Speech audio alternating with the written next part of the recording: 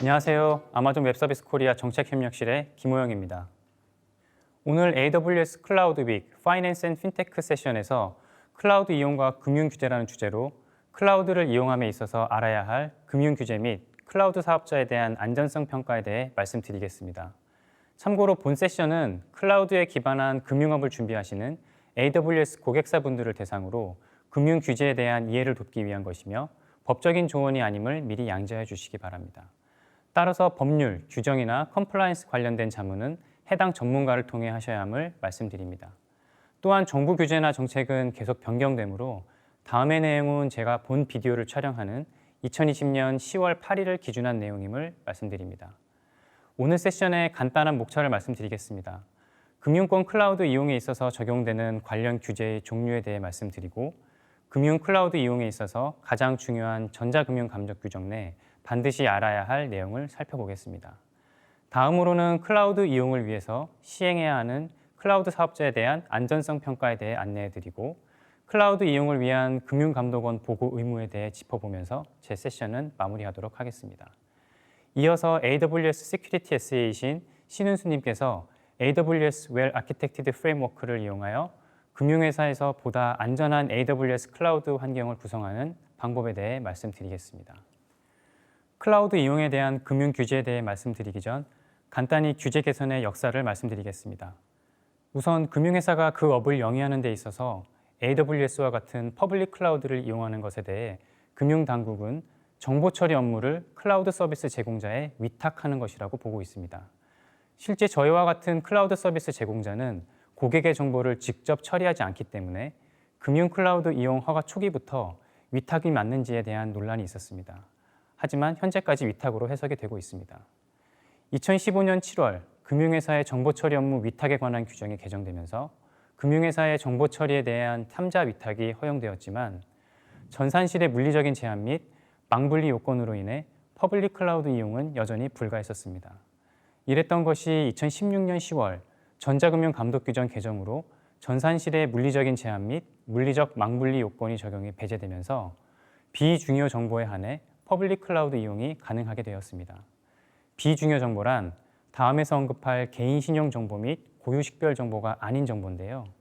예를 들어 금융거래에 해당하는 정보가 아닌 금융사 직원들의 HR 정보라든지가 해당될 수 있습니다. 금융 분야의 디지털화가 지속 확산됨에 따라 중요 정보에 대해서도 클라우드 이용이 가능하도록 지속적인 요청이 있었고 결국 금융위원회는 다시 한번 전자금융 감독 규정을 개정하게 됩니다.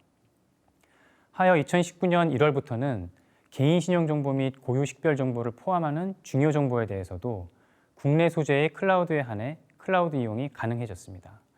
여기서 중요 정보란 개인 신용 정보 및 고유 식별 정보를 말하고요. 예를 들면 신용정보보호법상 개인의 신용도 등 개인 식별이 가능한 정보 또는 개인정보보호법상 주민등록번호, 여권번호 등을 말합니다. 즉 이때부터 금융회사가 정보의 중요도에 관계없이 규정에서 정한 절차에 따라 퍼블릭 클라우드 이용이 가능하게 되었습니다. 본격적으로 금융권 클라우드 이용에 대한 규제에 대해 말씀드리겠습니다. 우선 금융권의 클라우드 이용에 있어서 가장 상위법은 전자금융거래법입니다.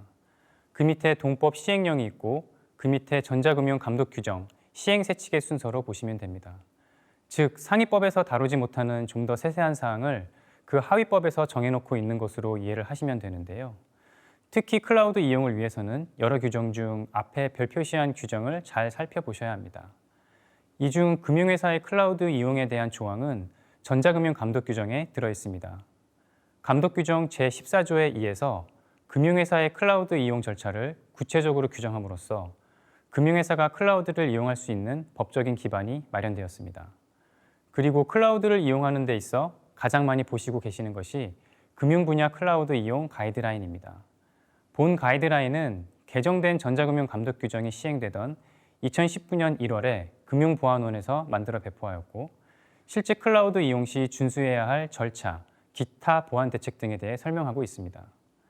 금융회사의 클라우드 이용을 위해서는 가이드에 그 절차를 정리해 두었는데요. 그중 클라우드 사업자에 대한 CSP 안전성 평가 절차가 있으며 그 평가를 돕기 위해 금융보안원에서는 2019년 말 평가 방법, 기준 등이 포함된 CSP 안전성 평가 안내서라는 것을 추가로 발표하였습니다. 위에서 말씀드린 법령이나 클라우드 이용 가이드의 경우 인터넷이나 금융보안원 사이트에 공개가 되어 있으나 CSP 평가 안내서는 현재 공개된 사이트에 올라가 있지 않고 금융보안원 참가기관에게만 따로 전달되었습니다.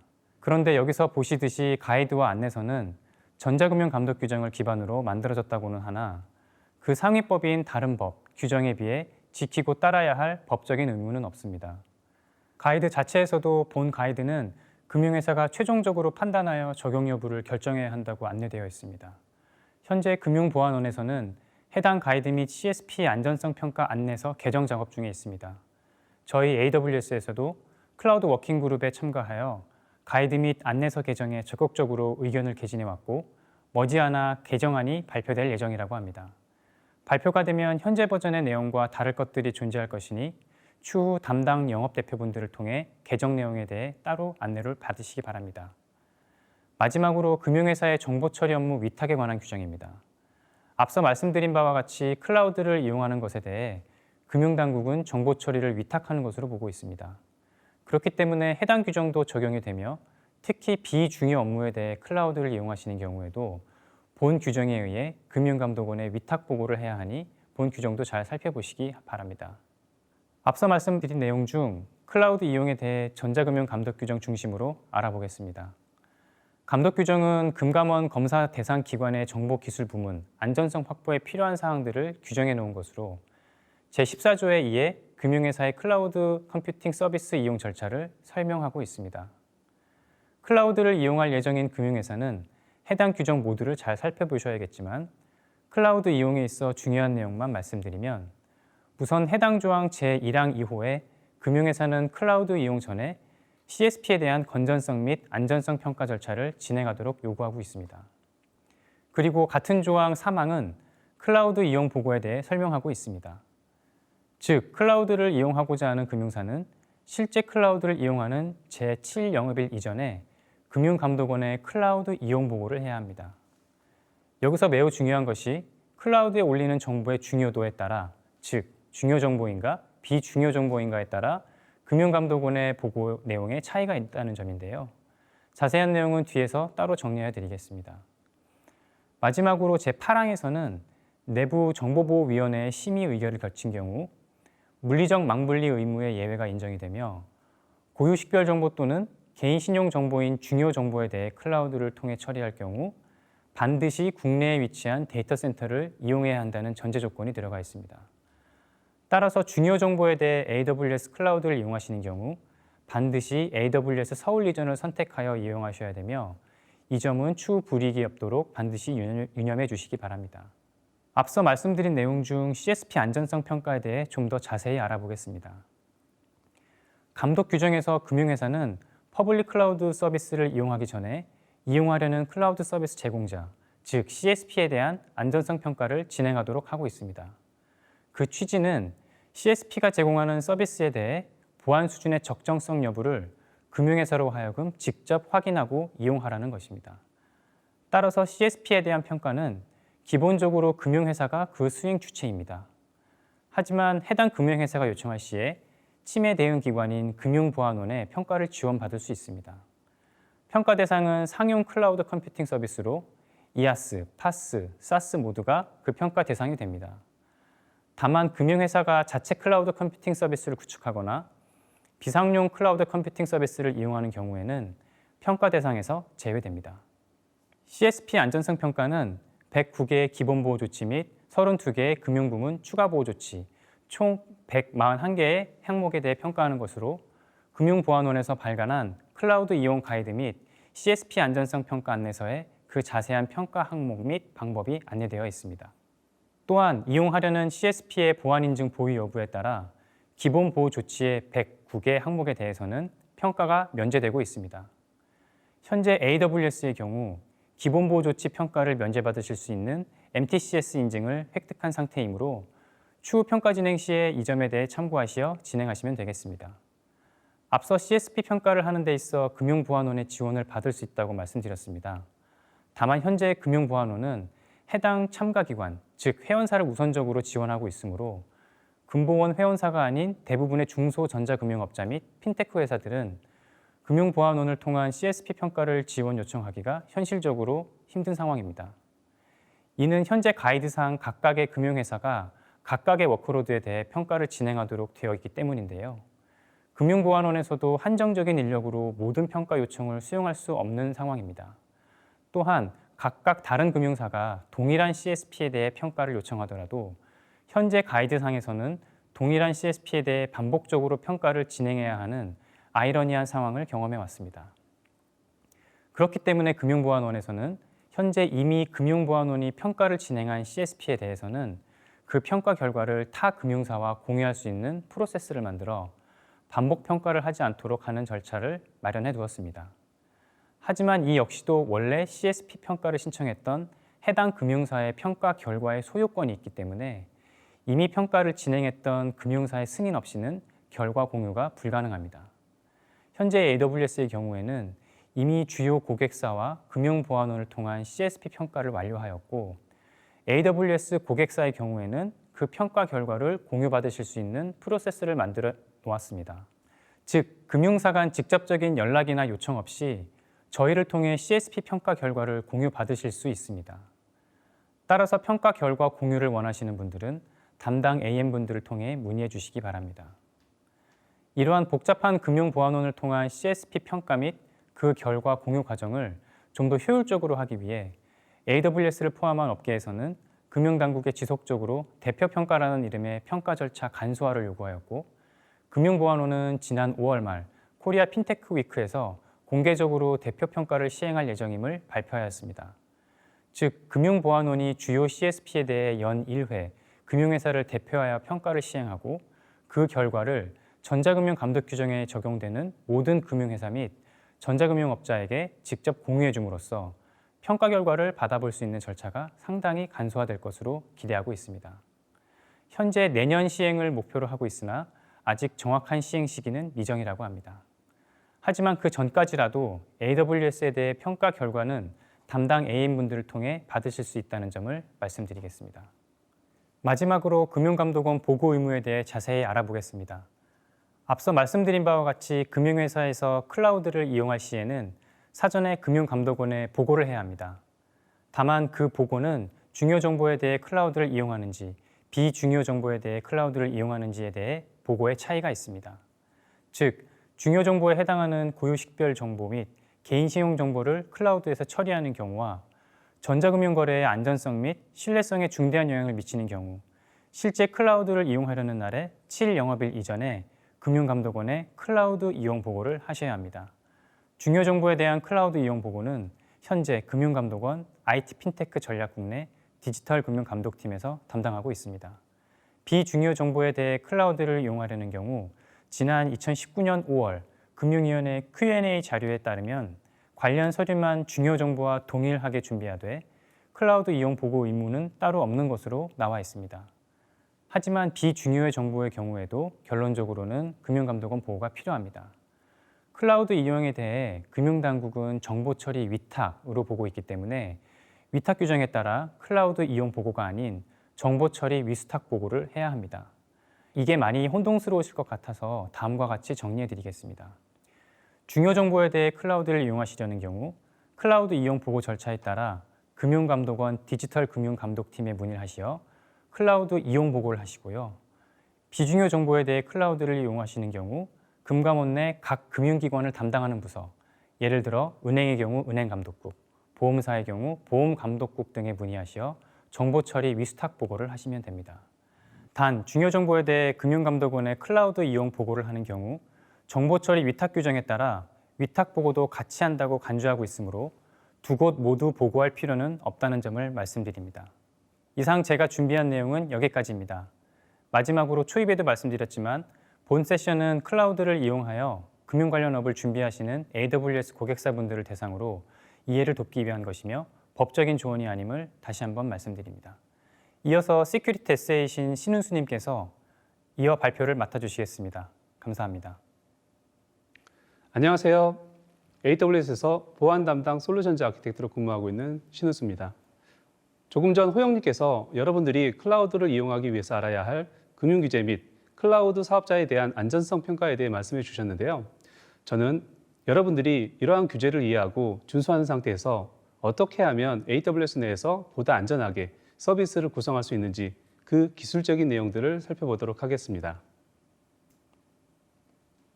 AWS에서는 Well Architected Framework라는 AWS 서비스 이용 환경의 아키텍팅과 관련한 디자인 프레임워크를 가지고 있습니다. Well Architected Framework에서는 여러분의 안전한 클라우드 구성을 위해서 화면에 보이는 것과 같은 7가지 디자인 원칙을 제안하고 있는데요. 각각의 아키텍처 구성 원칙을 살펴보면 권한 관리를 위한 강력한 계정 관리 체계 수립, 클라우드 환경에서 다양한 사용자들의 행위에 대한 책임 추적성 확보, 네트워크 접근 통제부터 DDoS 대응까지 구성하는 각 계층별로 보안을 구성, AWS에서 제공하거나 업계에서 준용하는 다양한 모범 사례를 자동화하여 구현, 데이터 무결성 보장 및 보안을 위한 전송 중 저장 시 데이터 보호, 그리고 클라우드 환경의 장점을 극대화하고 보안을 강화하기 위한 사용자 개입을 최소화, 그리고 마지막으로 보안 사고 발생 시 빠르고 효율적인 대응을 위한 보안 사고에 대한 대응 체계 수립까지 여러분들이 클라우드 서비스를 이용하면서 내부 혹은 외부에서 발생할 수 있는 다양한 위협 환경에 대해 보다 빠르고 효율적으로 대응할 수 있는 내용들을 다루고 있습니다. 저는 이 7가지 아키텍처 구성 원칙을 여러분들이 사용하시는 서비스 환경에 맞추어 어떻게 적용하실 수 있는지 하나하나 살펴보도록 하겠습니다. 그럼 먼저 Well Architected Framework를 적용하기에 앞서 AWS 환경에서 여러분들이 기본적으로 사용하실 수 있는 샘플 구성을 한번 살펴보도록 하겠습니다. 먼저 EC2 인스턴스를 이용하여 어플리케이션 환경을 구성하기 위해 VPC와 EC2 인스턴스, EFS, 그리고 EC2 인스턴스가 속한 서브넷에 적용할 라우팅 테이블 등이 필요할 것입니다. 또한 애플리케이션 API에 대한 서브리스 환경 구성을 위한 API 게이트웨이, AWS 람다와 같은 서비스도 구성하실 수 있습니다. 그리고 마지막으로 다양한 데이터를 저장할 수 있는 높은 내구성을 제공하는 S3와 같은 서비스를 이용하실 수 있고 각종 이벤트에 대한 경보를 발생할 수 있는 SNS 서비스를 구성하실 수 있습니다. 이와 같은 기본적인 서비스 이용 환경은 아직 Well Architected Framework가 반영되지 않은 상태인데요. 그럼 이런 EC2 인스턴스나 서버레스 기반 서비스에 대해 Well Architected Framework에 제안하는 7가지 아키텍팅 원칙을 적용하는 방법에 대해 하나하나 살펴보도록 하겠습니다. 첫 번째 아키텍팅 원칙은 강력한 계정관리 체계 수립입니다. 온프레미스 환경에서도 계정관리는 중요하지만 클라우드에서는 계정을 통해 인프라 구성부터 서비스 제공까지 거의 모든 영역에 걸쳐 권한관리가 필요하기 때문에 더욱 강력한 계정관리 체계를 수립하는 것이 필요합니다. 여러분들이 AWS 환경에서 계정관리를 위해 AWS Organizations, IAM, 싱글 사인온, 시크릿 매니저와 같은 서비스를 이용하실 수 있는데요. AWS Organizations 서비스는 멀티 어카운트를 사용하는 환경에서 SCP라는 정책을 통해 어카운트 레벨의 권한 관리 방법을 제공하기 때문에 용도별로 계정을 생성하고 그 계정의 권한을 제한하는 데 아주 유용하게 사용될 수 있습니다. 그리고 단일 계정 내에서는 IAM 서비스를 통해 사용자나 역할을 생성한 후에 AWS 서비스를 이용하기 위해 필요한 권한을 할당하고 제한하는 데 사용하실 수 있습니다. AWS 싱글 사인온 서비스는 멀티 어카운트 환경에서 각 계정에 대한 권한 및 접속 환경을 통합하는 데 사용하실 수 있고 필요하다면 SAM을 지원하는 외부 애플리케이션도 통합하여 관리하실 수 있습니다. 그리고 AWS 이용 환경에서 안전한 계정 관리를 위해서 MFA의 사용도 권장됩니다. 예를 들면 루트 계정에 대해서는 MFA를 필수로 사용하셔야 하고 루트 계정이 아닌 IAM 사용자에 대해서도 MFA를 사용하시는 것을 권고드립니다. MFA는 사용자가 매니지먼트 콘솔에 로그인할 때 적용하실 수도 있지만 API나 AWS CLI를 사용하는 경우에도 MFA 인증을 강제하도록 구성하실 수 있습니다. 인스턴스를 삭제한다거나 S3 버킷 내에 데이터를 삭제하는 것처럼 중요한 작업을 API나 CLI로 하는 경우에도 MFA로 인증된 사용자만이 작업을 허용하도록 제한하는 것이 중요합니다. 그리고 여러분들은 여러분들이 AWS 서비스를 사용하기 위해서 필요한 각종 자격증명들을 Secret Manager라는 서비스에 넣어두고 관리하실 수도 있습니다. API 사용을 위한 액세스 키, 시크릿 키라든지 RDS 접속을 위한 관리자 패스워드 등이 대표적인데요. 이런 중요한 정보를 개별 사용자가 랩탑이나 PC에서 개별적으로 관리하는 것이 아니라 시크릿 매니저와 같은 별도의 보안 서비스를 이용해서 관리하는 것을 권고드립니다. 여러분들은 이처럼 다양한 서비스를 이용해서 AWS 환경 내의 계정 및 권한 관리를 하실 수 있는데요. 강력한 계정 관리 체계를 수립하기 위해서는 화면에 보이는 것 같은 몇 가지 원칙을 준수하는 것이 중요합니다. 예를 들면 용도별로 사용자 계정을 별도로 생성하고 루트 사용자 계정을 제한하셔야 합니다. 그리고 각 계정 내에 생성된 IAM 사용자나 역할에는 최소 권한 원칙을 적용하는 것이 필요합니다. 또한 가능하다면 기존에 사용하던 계정 시스템이 있다면 해당 계정 시스템과 연동하는 구성을 고려하는 것이 좋습니다. 그리고 계정 관련 보안 사고를 미연에 방지하기 위해서 가급적 IAM 사용자와 같은 상시 보안 자격증명보다는 IAM 역할과 같은 임시 보안 자격증명을 사용하는 것이 중요하다고 볼 수 있습니다. 만일 VPC의 내부망에서 AWS 서비스를 이용하도록 VPC 엔드포인트를 사용하고 있는 환경이라면 관리자는 허용된 AWS 계정만이 해당 VPC 엔드포인트를 이용할 수 있도록 VPC 엔드포인트 정책을 적용하는 것이 필요합니다. VPC 엔드포인트는 내부망에서 AWS망에 위치한 AWS 서비스에 접근하도록 사용되기 때문에 허용되지 않은 계정은 VPC 엔드포인트를 절대 이용할 수 없도록 제한하는 것이 필요합니다. 두 번째 아키텍팅 원칙은 보안사고 대응체계 수립입니다. 우리가 항상 보안사고를 최소화하기 위해 노력하고 있지만 보안사고는 언제든 일어나기 마련입니다. 따라서 우리는 이러한 보안사고가 발생했을 때 보다 효율적으로 대응하기 위해서 체계적인 대응체계를 수립하고 적용하는 것이 중요한데요. 여러분들은 이와 같은 보안사고 대응체계 수립을 위해서 아마존 가드듀티나 메쉬와 같은 AWS에서 제공하는 관리형 보안 서비스를 사용하실 수도 있고요.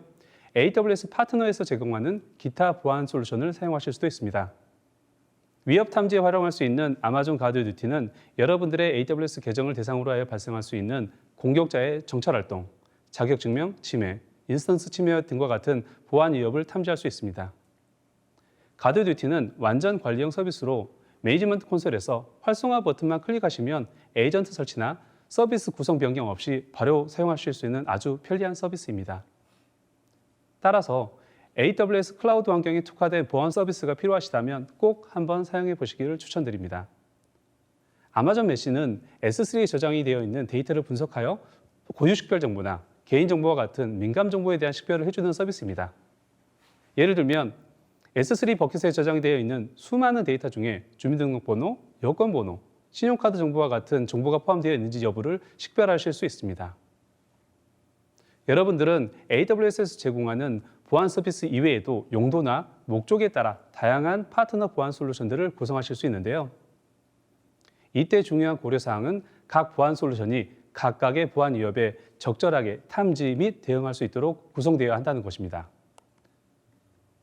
만약 복잡한 멀티 어카운트 환경에서 서로 다른 AWS 보안 서비스와 파트너 보안 솔루션까지 혼재되어 있다면 통합된 대응 체계를 구축하는 것이 어려울 수 있는데요.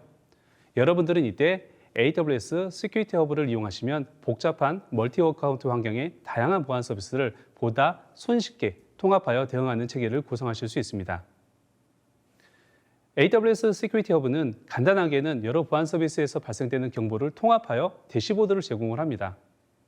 그리고 수집된 경보를 기반으로 해서 자동화된 대응을 하실 수 있고 커스텀 액션이라는 기능을 제공을 합니다. 또한 각종 보안 표준을 기반으로 하여 여러분들의 계정 환경이 적절하게 사용되고 있는지 점검하는 기능을 제공하기도 합니다. 보안사고 대응 체계는 단순하게 보안 서비스를 사용하는 것에서 끝나는 것이 아닙니다. 각각의 보안 솔루션이 유기적으로 동작할 수 있도록 구성하셔야 하며 특정 보안 사고가 발생하였을 경우 어떻게 대응할 것인지를 플레이북 같은 걸로 사전에 정의해 두고 조직 내에서 각각의 중요 보안 사고 이용별로 대응 훈련을 수행하는 것이 중요합니다.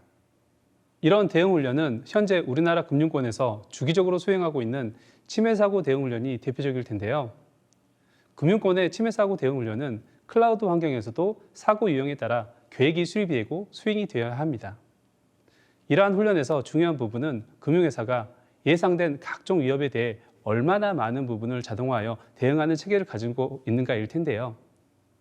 AWS에서는 클라우드와치나 SNS, 람다와 같은 자동 대응을 위한 편리한 서비스들을 제공을 하고 있기 때문에 이런 서비스들을 잘 구성하셔서 최대한 자동화된 대응 체계를 구성하시기를 권고드립니다. 세 번째 아키텍팅 원칙은 책임 추적성 확보입니다. 클라우드는 수많은 종류의 서비스가 사용되고 있고 다양한 자원들이 빠르게 생성되고 사라지는 다이나믹한 운영 환경입니다. 그만큼 많은 작업들이 수동이나 혹은 자동으로 적용되어 서비스가 구성되고 있는데요. 보안의 관점에서는 누가 언제 어떤 자원에 대해 어떤 작업을 하였는지 등에 대한 정보를 수집하여 특정 시점의 작업에 대한 책임 추적성을 확보하는 것이 필요합니다.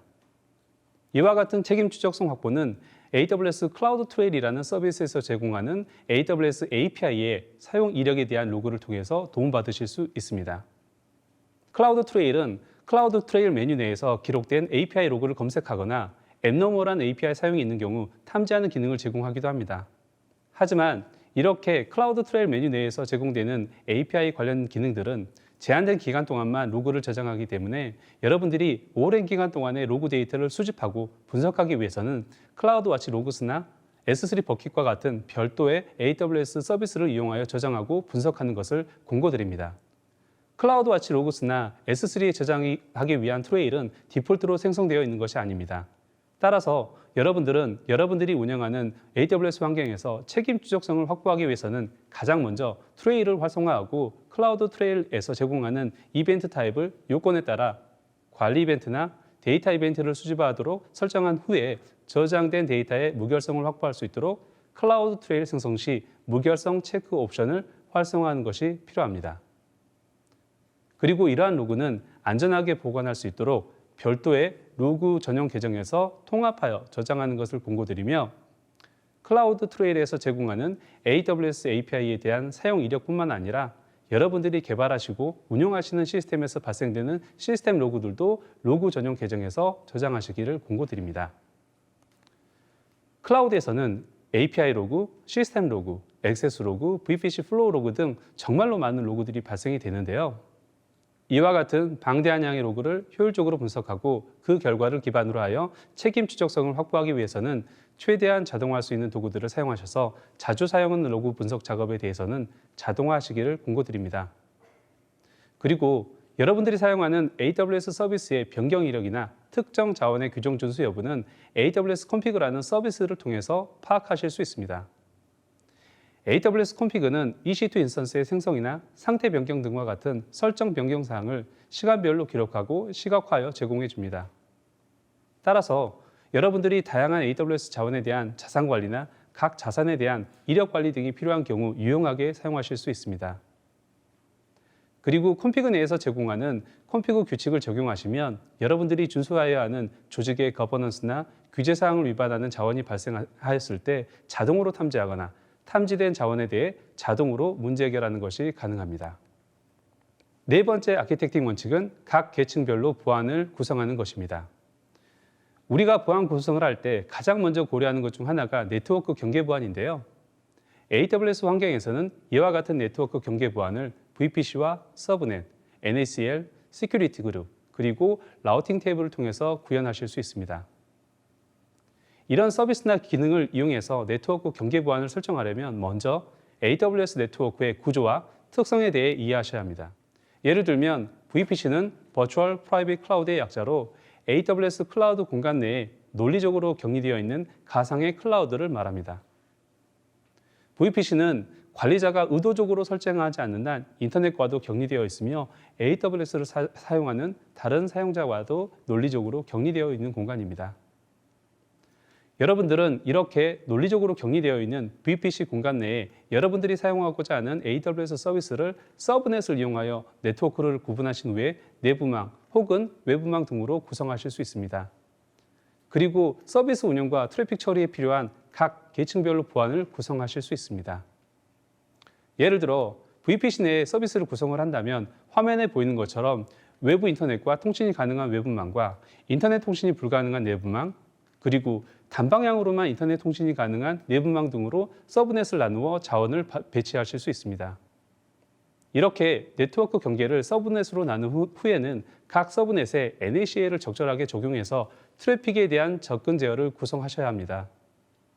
외부 인터넷에서 서비스 접근이 필요하거나 인터넷 접근을 로드 밸런서를 사용하는 경우라면 이런 자원은 인터넷 접속이 가능한 외부망 서브넷에 배치하고 데이터베이스와 같은 중요 정보 처리 시스템은 인터넷 접근이 불가능한 내부망에 배치하는 것을 생각하시면 될 것 같습니다.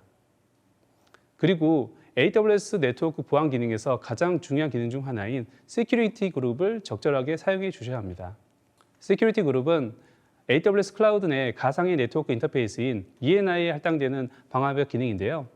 이 시큐리티 그룹을 이용하시면 여러 EC2 인스턴스나 RDS 등의 네트워크 접속 환경을 효율적으로 제어하실 수 있습니다. 그리고 내부망에서 클라우드와치나 클라우드 트레일, S3, KMS와 같은 AWS 서비스에 대한 접근이 필요한 경우라면 VPC 엔드포인트를 사용하시는 것도 적극적으로 고려하셔야 합니다. 어플리케이션을 구동하는 환경에 있어서도 단일 EC2 인스턴스의 장애나 갑자기 발생할 수 있는 트래픽 증가에 유연하게 대응하기 위해서 어플리케이션 로드 밸런서와 같은 로드 밸런서와 함께 오토 스케일링 그룹과 같은 설정을 하시는 것이 중요합니다. 그리고 제공하는 서비스가 웹 서비스라면 AWS 와프와 클라우드 프론트를 설정하여 보다 빠르고 안정적인 서비스를 제공함과 동시에 외부에서 유입되는 디도스 공격이나 어플리케이션 영역의 공격을 방어하도록 구성하셔야 합니다. 마지막으로 AWS에서는 쉴드라는 디도스 대응 솔루션을 제공하고 있습니다. 쉴드는 스탠다드와 어드밴스드 두 가지 유형으로 제공이 되는데요. 쉴드 스탠다드는 무료 서비스이고 스탠다드에서 제공하지 않는 추가 기능이 필요한 경우 쉴드 어드밴스드를 구독하실 수 있습니다. 예를 들면 쉴드 어드밴스드를 사용하시면 어플리케이션 레이어의 디도스 공격까지 방어하는 아키텍처를 구성하실 수 있습니다. 이제 점점 웰 아키텍티드에 가까워지고 있네요. 그럼 다음으로 넘어가 보도록 하겠습니다. 다섯 번째 아키텍팅 원칙은 전송 중, 저장 시 데이터 보호입니다. 여러분들이 잘 알고 계시는 것처럼 계층화된 네트워크 보안 환경이 구성이 되었다 하더라도 보안 사고는 예기치 않은 곳에서 일어날 수 있고 우리는 이런 보안 사고에 대해 미리 대비해야 합니다. 예를 들면 여러분들이 구성한 보안 체계를 뚫고 공격자가 데이터를 탈취한다거나 누군가의 실수에 의해 데이터가 유출이 될 수도 있을 텐데요. 이런 유형의 사고를 미연에 방지하거나 혹시라도 사고가 발생하였을 경우 피해를 최소화할 수 있는 방법 중 하나가 바로 암호화입니다. 여러분들은 외부 사용자들이 AWS에서 제공되는 서비스에 접근할 때나 여러분들이 구성한 서비스를 이용하기 위해서 각 애플리케이션에 접근할 때 그리고 각종 데이터들이 생성이나 저장될 때 암호화를 하실 수 있습니다. 대표적으로 EC2 인스턴스나 RDS를 사용하는 환경에서는 EBS에서 제공하는 암호화 옵션을 사용하셔서 볼륨 암호화를 사용하실 수 있고요. 전송 중 암호화를 위해서는 SSH를 사용하시거나 로드 밸런서에 ACM을 연계하여 TLS로 암호화된 채널을 구성하실 수 있습니다. EC2 인스턴스나 RDS는 기본적으로 KMS를 이용하여 암호화하실 수 있습니다. KMS는 암호화에 필요한 대칭키뿐만이 아니라 서명에 사용되는 비대칭키를 발급하는 기능도 제공하고 있습니다. 이런 KMS의 키는 CMK, 즉 커스터머 마스터 키라는 키를 이용해 암호화되어 관리되고 있는데요. 여러분들이 이 CMK를 KMS가 관리하는 KMS CMK를 사용하시거나 여러분들이 직접 관리하는 커스터머 메이지드 CMK를 사용하실 수 있습니다. 예를 들어 EC2 인스턴스나 RDS의 EBS를 암호화할 때 여러분들은 기본값으로 제공되는 KMS CMK를 이용하여 암호화하실 수도 있고요. 여러분들이 관리하는 커스터머 메이지드 CMK를 이용하여 암호화하실 수도 있습니다. 중요한 건 보안 강화나 규정 준수를 위해서는 이런 EBS 암호화가 필요하기 때문에 여러분들의 운영 환경에서 이런 암호화가 적절하게 적용되어 있는지 확인하는 절차를 수립하는 것이 중요합니다. 또한 어플리케이션 이용 환경에서도 여러분들은 데이터가 AWS 서비스 내에 저장이 되기 전에 클라이언트 사이드에서 암호화하도록 구성하실 수도 있는데요. 이때 AWS KMS에서 제공하는 인크립션 SDK를 사용하시면 보다 편리하게 봉투 암호화 방식을 적용하실 수 있습니다. 마지막으로 가장 많은 데이터 저장소로 활용이 되는 S3에도 여러분들은 암호화를 적용하실 수 있습니다. S3의 데이터를 저장하실 때는 S3에서 관리하는 암호화 키를 사용하거나 KMS를 통해 여러분들이 관리하는 암호화 키를 이용해서 암호화하실 수 있습니다. 여섯 번째 아키텍팅 원칙은 모범 사례를 자동화하여 구현입니다. AWS는 현재 클라우드 서비스를 제공하는 모든 사업자 중 가장 오랫동안 서비스를 제공해 오고 있는 회사입니다. 그리고 잘 아시는 것처럼 다양한 분야의 많은 고객 레퍼런스를 보유하고 있기도 합니다. 그만큼 IT 업계나 각종 보안 솔루션 업체 혹은 보안 관련 단체들에서 제공하는 AWS와 관련된 다양한 모범 사례들이 존재하는데요. 여러분들은 AWS에서 제공하는 모범 사례와 더불어 이와 같은 모범 사례를 여러분들의 서비스 운영 환경과 비교하여 보안을 강화하기 위한 모범 사례를 적용하는 것이 중요합니다. 모범 사례의 적용은 네트워크 보안, 계정 관리, 애플리케이션 보안, 암호화 같은 보안 영역에 대해서도 반영이 되어야 하고요. 태그 정책과 같은 시스템 관리를 위한 모범 사례 역시 반영이 되어야 합니다. 그리고 이러한 모범 사례를 적용하실 때 중요한 고려 사항이 바로 자동화된 모범 사례의 구현입니다. 예를 들어 와플을 AWS 환경에 적용하는 모범 사례를 한번 살펴보도록 하겠습니다.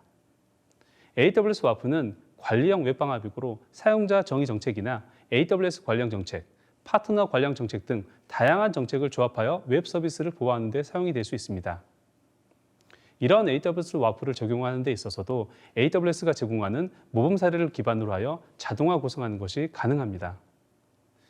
AWS에서는 여러분들의 이해를 돕고 AWS 와플을 좀 더 쉽게 사용하실 수 있도록 AWS 와플 오토메이션 템플릿을 제공하고 있는데요.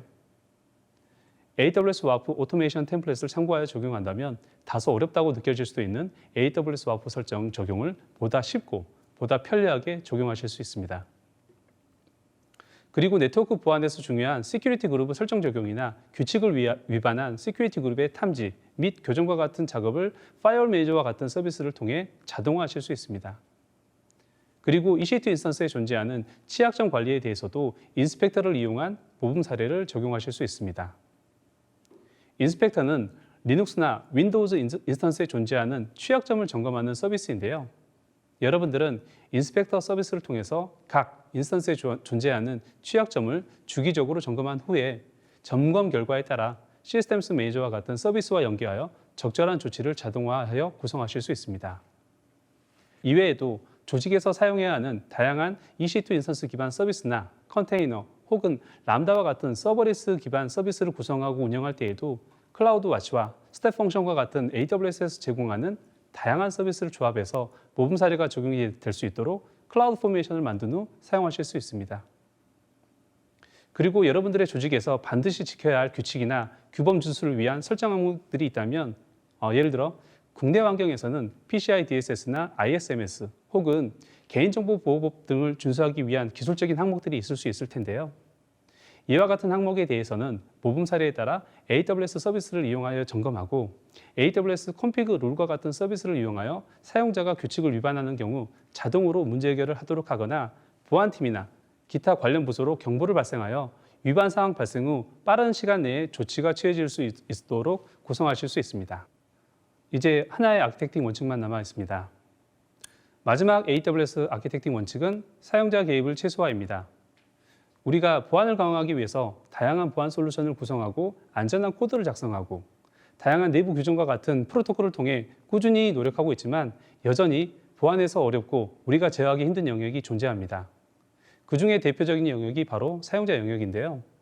우리는 사용자가 인프라 관리나 서비스 관리, 데이터 관리 등을 효율적이고 안전하게 수행할 수 있도록 다양한 도구와 교육 환경을 제공을 합니다.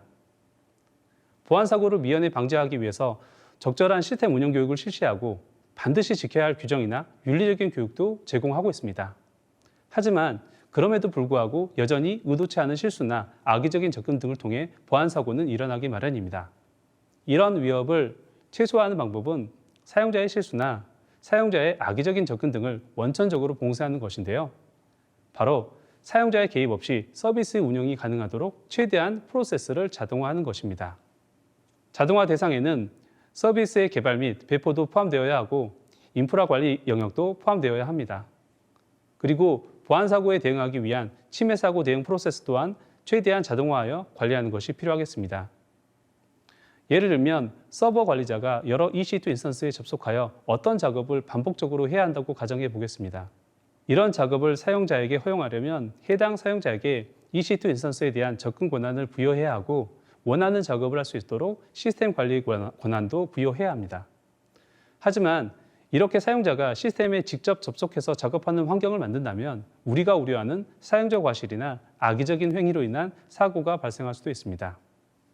AWS에서는 이러한 작업이 필요한 경우 시스템스 매니저와 같은 서비스를 이용하여 손쉽게 자동화 환경을 구성하실 수 있습니다. 서버 관리자가 해야 하는 작업 내역을 다큐멘트로 정리하고 접근해야 하는 EC2 인스턴스를 태그별로 분류하고 할당한 후에 오토메이션이라는 기능을 통해 필요한 작업이 수행되도록 구성하시면 서버 관리자는 EC2 인스턴스에 직접 접속하지 않아도 동일한 작업 결과를 가져가실 수 있습니다. 즉, 사용자가 데이터나 시스템에 접근하지 않았기 때문에 사용자 과실이나 악의적인 의도로 발생할 수 있는 문제를 원천적으로 차단할 수 있는 것입니다. 그리고 EC2 인스턴스를 사용하는 데 필요한 AMI, 즉 아마존 머신 이미지를 관리하는 것 역시 사용자의 개입을 최소화하고 자동화하실 수 있습니다. 보안 관점에서 보면 조직에서 사용하는 AMI는 무엇보다 중요한 점검 항목 중 하나입니다. 따라서 AMI를 관리하는 것도 사용자의 개입을 최소화하고 자동화하는 것이 필요한데요. 여러분들은 EC2 이미지 빌더와 같은 골든 AMI를 관리할 수 있는 서비스를 이용하여 조직 내에서 사용하는 AMI를 항상 최신의 상태로 유지하고 각 개인이나 자동화된 시스템에서는 지정된 골든 AMI만 사용하도록 프로세스를 만들어가는 것이 중요합니다. 그리고 개발팀에서 새로운 애플리케이션이나 서비스를 개발하는 과정에서도 사용자 개입을 최소화하는 것이 필요합니다. 개발 및 배포 단계에서도 각 단계마다 사용자가 개입하여 진행하는 것은 비효율적이고 사고의 위험이 존재합니다. 따라서 개발 및 배포의 단계에서도 최대한 프로세스를 자동화하여 사용자가 개입하는 것을 최소화하는 것이 필요합니다. 그리고 조직에서 구성이 가능하다면 DevOps에 시큐리티를 추가하여 DevSecOps와 같은 환경을 구성하여 운영하는 것을 권고드립니다. AWS에서는 이러한 자동화를 시스템스 매니저나 클라우드워치 이벤트, 람다, SNS와 같은 서비스를 조합하여 구성하실 수 있습니다. 이렇게 사용자 개입을 최소화하는 환경까지 구성하신다면 여러분들은 AWS의 Well Architected Framework에서 제안하는 7가지 아키텍팅 원칙을 모두 적용하여 서비스를 구성하신 겁니다. 지금 보시는 화면은 7가지 아키텍팅 원칙이 모두 적용이 된 구성입니다. AWS 서비스 환경이 워낙 다양하기 때문에 지금 보시는 구성이 모든 AWS 환경을 반영하는 것은 아니지만 여러분들이 새로운 AWS 서비스를 구성하실 때 강력한 계정관리 체계 수립부터 보안 사고에 대한 대응 체계 수립에 이르는 7가지 원칙을 반영하시는데 참고하실 수 있을 것 같습니다. 보안은 어렵습니다. 클라우드에서도 보안은 여전히 어렵습니다. 하지만 클라우드에는 편리한 도구들이 많이 있습니다. 저는 다양한 위협에 빠르게 대응할 수 있는 도구가 많다는 것과 서로 다른 서비스를 쉽게 연계하여 자동화할 수 있다는 것이 아마 클라우드 서비스의 보안적인 장점이 아닌가 싶습니다. 아무쪼록 오늘 제 발표 내용이 여러분들의 AWS 클라우드 보안 구성에 도움이 되셨기를 바라면서 제 발표를 마치도록 하겠습니다. 지금까지 시청해 주셔서 감사드리며 행사 종료 후 강연 평가와 설문조사 참여 부탁드리겠습니다. 감사합니다.